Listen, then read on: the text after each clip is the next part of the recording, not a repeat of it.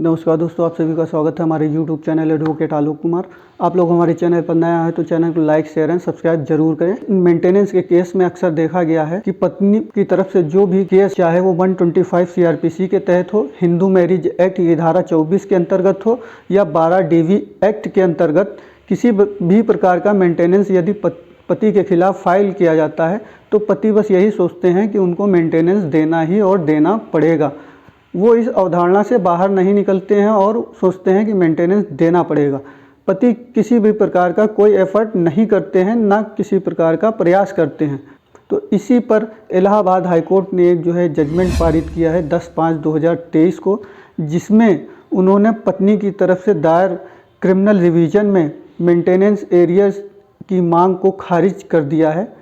Allahabad high court में पत्नी की तरफ से क्रिमिनल रिवीजन फाइल की जाती है, जिसमें 125 CRPC के तहत क्रिमिनल केस 542/2020 प्रधान पारिवारिक न्यायालय सहारनपुर के द्वारा एक डिसीजन दिया जाता है 19/11/2022 को, जिसके संबंध में चुनौती याचिका दायर की जाती है, जिसमें कोर्ट के द्वारा कहा जाता है कि पति के द्वारा 7,000 रुपये प्रति माह पत्नी को भुगतान किया जाएगा।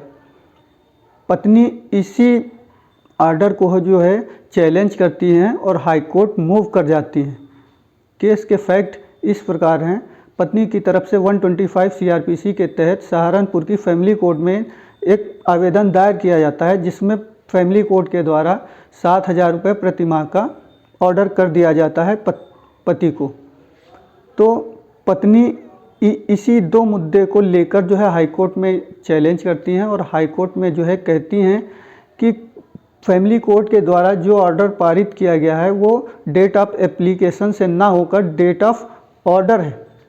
उन्होंने मुकदमा 1/9/2020 को फाइल किया था और उनके जो मेंटेनेंस का ऑर्डर हुआ है वो 19/11/2022 को फैमिली कोर्ट के द्वारा दिया गया है। उनका लगभग 2 साल का जो मेंटेनेंस एरियर है उसको डेट ऑफ एप्लीकेशन से देना चाहिए था। और दूसरा मुद्दा उनकी तरफ से रखा जाता है, जो 7,000 रुपये पर माह भुगतान करने का आदेश दिया जाता है कोर्ट की तरफ से। उसमें कहा जाता है कि उनके पति सब इंस्पेक्टर इस समय कार्यरत हैं, सरकारी कर्मचारी हैं और उनकी तनख्वाह 47,190 रुपये है। उसके बिहाफ में ये प्रतिमाह जो भुगतान है वो बहुत ही कम है। और उनकी तरफ से कहा जाता है कि नेहा वर्सेस रजनीश के मामले में सुप्रीम कोर्ट ने कहा था कि जो मेंटेनेंस है वो डेट ऑफ एप्लीकेशन से कोर्ट को निर्धारित करना चाहिए। तो पत्नी के तरफ से जो भी ये एलिगेशन पति के ऊपर लगाया जाता है या जो दो मुद्दों पर रिवीजन फाइल की जाती है, तो पति की तरफ से इनका विरोध किया जाता है और पति सबूत के साथ वो कोर्ट के सामने अपने तथ्यों को रखते हैं, अपनी परिस्थितियों के बारे में बताते हैं। उन्होंने कोर्ट के सामने बताया कि उनकी पत्नी और उनके सगे भाई के बीच में इल्लीगल संबंध है, जिसके कारण उनके भाई और उनकी पत्नी रश्मि के बीच में आपस में झगड़ा उत्पन्न होता है और उनका भाई अपनी पत्नी के ऊपर आपराधिक हमला करता है, जिसके कारण उनकी पत्नी रश्मि के द्वारा उनके ऊपर 2018 में एक क्रिमिनल केस दायर किया जाता है और 307 IPC के तहत उन पर मुकदमा दर्ज होता है। उसमें उनकी पत्नी और उनके भाई दोनों को गिरफ्तार किया जाता है।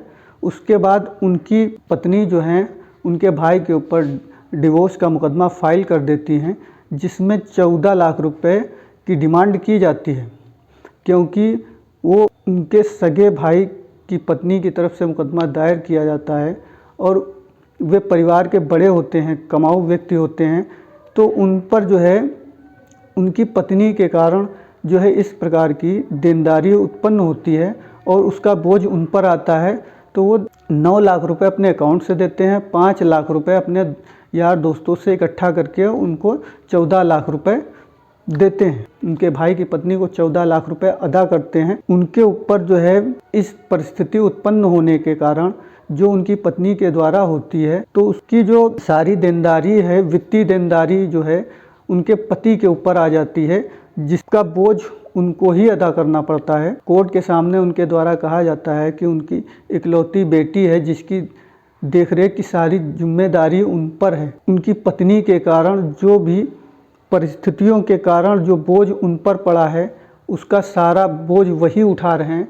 कोर्ट का मानना होता है कि पति के ऊपर जो है उनकी पत्नी के कारण जो है आर्थिक बोझ, वित्तीय बोझ जो है उनके ऊपर जो है ज़्यादा हो जाता है, तो कोर्ट इसको भी रियलाइज़ करती है। और कोर्ट का मानना होता है कि पति के द्वारा पर्याप्त सबूत जो है कोर्ट के पास जो है पेश किए गए हैं, जिससे कोर्ट अपना डिसीजन ले सकता है। कोर्ट के पास जो है ठोस सबूत होते हैं और कोर्ट का मानना होता है कि पत्नी जो है किसी प्रकार की भरण पोषण की हकदार नहीं है, लेकिन फिर भी जो है कोर्ट के द्वारा जो भरण पोषण के संबंध में जो भी निर्देश दिया गया है वो एकदम सही है।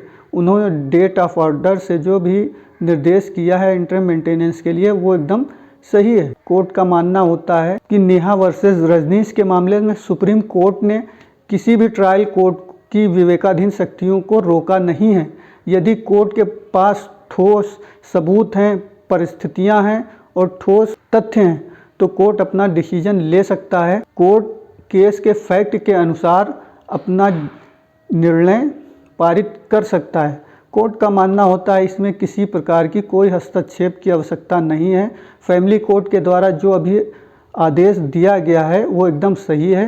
कोर्ट उसी फैमिली कोर्ट सहारनपुर के द्वारा जो आदेश दिया गया था उसको बरकरार रखते हुए पत्नी की क्रिमिनल रिवीजन को खारिज कर देता है। यदि आपके ऊपर इस किस्म का किसी प्रकार का भी मेंटेनेंस का केस चल रहा हो तो आप लोग इस जो है केस के जजमेंट का जो है इस्तेमाल अपने जो है केस में कर सकते हैं।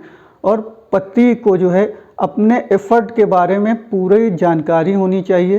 पति के ऊपर यदि किसी प्रकार का मेंटेनेंस का केस चल रहा है तो पति को यह पूरा प्रयास करना चाहिए कि कोर्ट के सामने अपने तथ्यों को सबूतों के साथ पेश करना चाहिए, जिससे कोर्ट जो है आपके प्रति आपके द्वारा दिए गए सबूतों को आधार बनाते हुए जब भी इन भरण पोषण के संबंध में किसी प्रकार का डिसीजन करेगी तो उसमें जो है उसको इन सबूतों के आधार पर डिसीजन लेने में मदद मिल सके। तो वीडियो पसंद आई हो तो लाइक, शेयर एंड सब्सक्राइब जरूर करें।